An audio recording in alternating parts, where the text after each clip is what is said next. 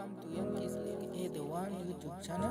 If this is your first time on my YouTube channel, please subscribe to my YouTube channel by clicking on the red subscribe button down below and turn on the bell icon. Tell me what you think about this video in the comment section.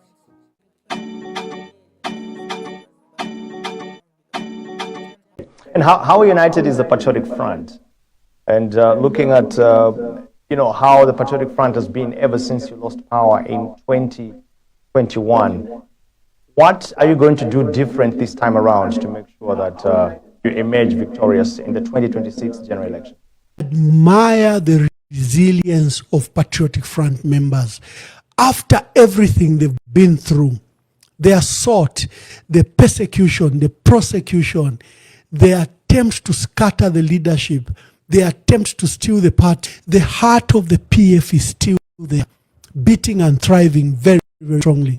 You see, every time we have an issue, whether it's a funeral, how just the followers just turn up. Whatever it is, you've seen the heart of the Patriotic Front. It has refused to die despite this sustained onslaught on it. The resilience of the party speaks to the foundation that President Michael Sata did. He worked hard for 10 years to establish and found a party that was in the people, not in the hearts of leadership. People like Edgar Lungu, Emmanuel Mwamba, Brian Mundubile, Given Lubinda can come and go. The way the Patriotic Front was set up by President Michael Sata is that it can carry any leadership. That is why you have seen that even people like Robert Chabinga fail to make, and even if they are planted, they are given a lot of money, they can't do anything to move our people. Our people are rooted in respect for President Michael Sata. They are rooted in respect for Edgar Lungu. They are rooted in the ideals of the Patriotic Front, which was built for the poor people, for poor workers. It was built as a mouthpiece to emancipate our country, build infrastructure, and take our country to where it should be. Promote unity, foster a Zambia where Zambians will be proud, whether they are in Zambia or abroad. So the Patriotic Front remains very united. There's been this onslaught. They've jailed our leaders. I am in exile. They have humiliated our leadership, scattered, they've dangled money, they've tried to buy our MPs, but the party still stands well rooted. And our people deserve admiration that in the face of this hostility, they've not yielded, they've not surrendered, that they've not succumbed to the pressure that has been sustained by the UPND and President Hakainde Hichilema. So for that, I just respect the party. And I wish many parties were that strong. UNIP withered within a few years after they lost power. MMD withered just after they lost power. You've seen it's been 4 years. When we announced that the late president to be buried in Zambia, people found money they don't have to fly, to jump on buses, to drive to South Africa just to go and see off the late president. That is that party, the Patriotic Front. We are collaborating with members of the opposition. We are of the view that there should be a united opposition. We think that if we collaborate with our fellow leaders in the opposition, we persuade institutions like the church, labor unions, they have to come to the aid of Zambia. This is not a matter of Zambia. This is not a matter of the PF. This is a matter for Zambia. Democracy is under assault. There's an attempt to foster a dictatorship. It's not a matter for the Patriotic Front to fight tyranny and dictatorship.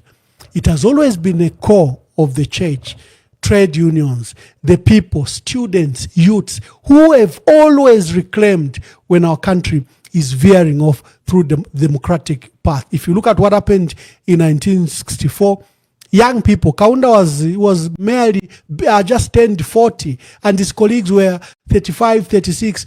They got Zambia, from the clutches of colonialism. If you see 1991, it were young people, Akashamba Twambiku Stalewanika, Mohavi Lungu, Derek Mbita Chitala, and others. They were young people, including President Lungu, President Frederick Chiluba. There were young people, students, the church that reclaimed the country back and wrestled it from dictatorship. You see the same pattern in 2011 and 2021. In fact, if there's anyone who understands how our people move, it's President Hakainde Hichilema. Because his election in 2021 was supported by the church, by trade unions, by youths. Young people rose in numbers to support him. He has unfortunately squandered this opportunity. Zambians in 2026 will arise. Where we are, the country is moving through a very dark period. But I'm very confident that our people will rise, that our people will reclaim our country for the principles of democracy, the principles of rule of law, the principles to respect our democratic institutions. Our country do not want a one-man show. They want an independent parliament. They want an autonomous and independent judiciary. They want a strong executive, president and his people also pushing their policies. But they want an electoral commission of Zambia that is independent, that can hold free and fair elections. Those are the wishes of our people. And when you tamper with these processes, you are stealing democracy from our people. Our people are prayerful. They want our country to go back to God, to go back to the Lordship of Jesus Christ. We cannot have a country now at peace with these gay issues, Freemasonry. We cannot have a country like that. Our country is dedicated to the Lordship of Jesus Christ. And we want to reclaim our country back to that role of a country that is a Christian nation, thriving democracy, and on a path to development. And unfortunately, President Hakainde Hichilema can't take us to that promised land. He's had 4 years, and 4 years he has squandered. He has taken us away from God. He has taken the economy to the drain. He has taken us into dictatorship. So it is a call for Zambians. Where are the trade unions? Where is the church? For our colleagues that are aspiring to be presidents, can we hang our jackets and just come together and look at the single purpose of replacing this government and giving our country an opportunity to start afresh, to build institutions? Thank you very much. You, as the Patriotic Front, teaming up with many other opposition political parties, forming the Tonse Alliance, is this just a matter of winning the general elections in 2026, or rather, it's just a matter of removing President H as president, and then obviously take over as Tonse? What is the main reason of as opposition political parties teaming up? What is the main interest? Is it the interest of the Zambian people, or maybe just individual interest for different people that would want to be president one day? The opposition should come together as a matter of imperative. This is a national building project. It's not just about removing President Hakainde Hichilema. In fact, the issue of removing President Hakainde Hichilema must be secondary. What should be primary is to restore the country back to democracy, to the rule of law, to respect of institutions, to bring back the country to the people of Zambia, where an economy is owned by our people. Currently, the policies of the UPND, the policies and programs of the UPND are the other way around. They favor foreign nationals. They give tax rebates for foreign nationals and foreign mining firms.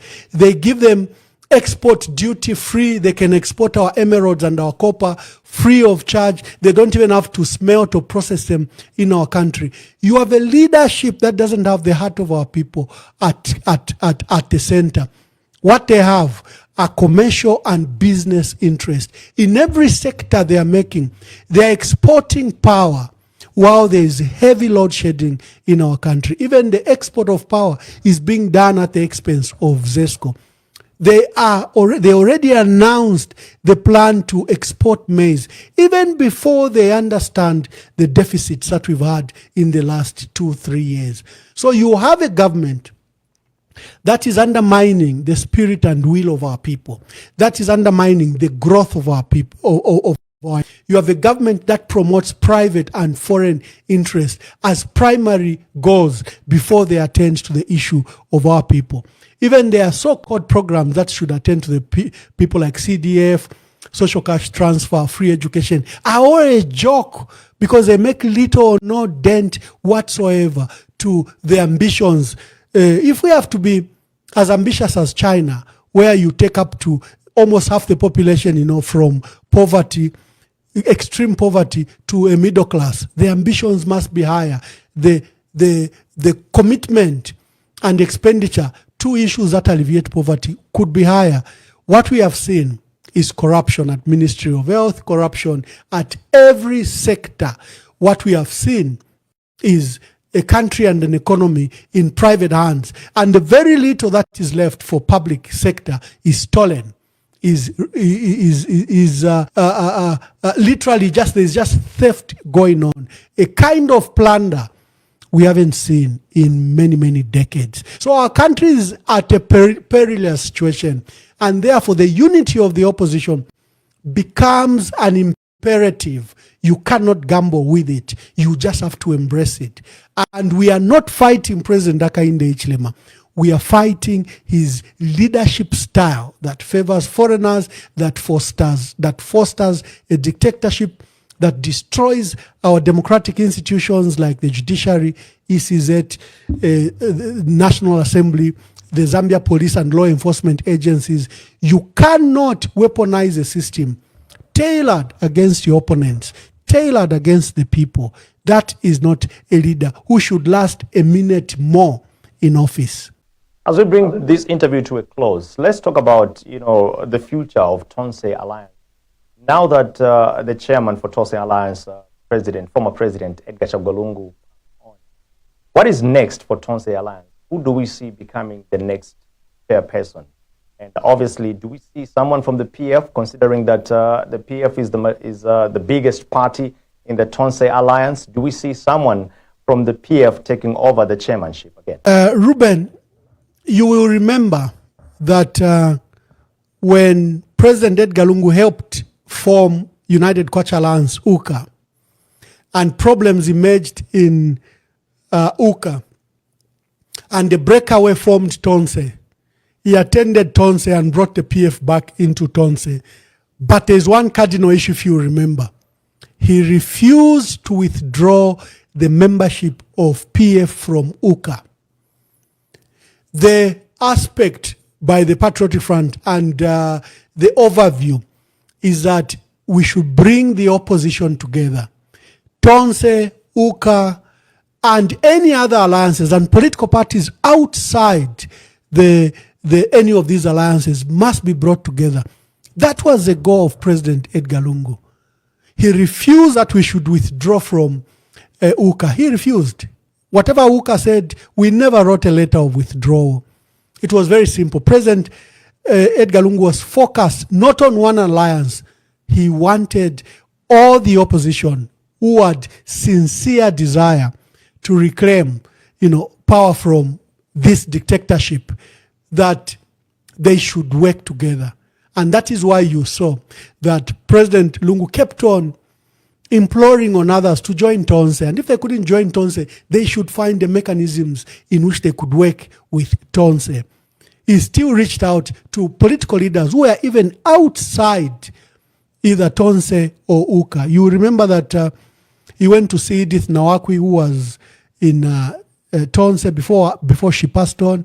You saw him meet Harry Kalaba. He spoke to Fred Membe. He spoke to all these other people. The focus by the late president was beyond UKA or Tonse, was that the opposition must be united and present a united front against the UPND. And Ruben, you must understand why the focus by President that. He understood that, number one, this is an opposition leader who won power from an incumbent. Two, this is an opposition leader who's trying to use state institutions and state resources to concentrate power and get re-elected with or without the will of the people of Zambia. He recognized that this is a man that was abusing democracy, literally putting democracy in the bin for the purposes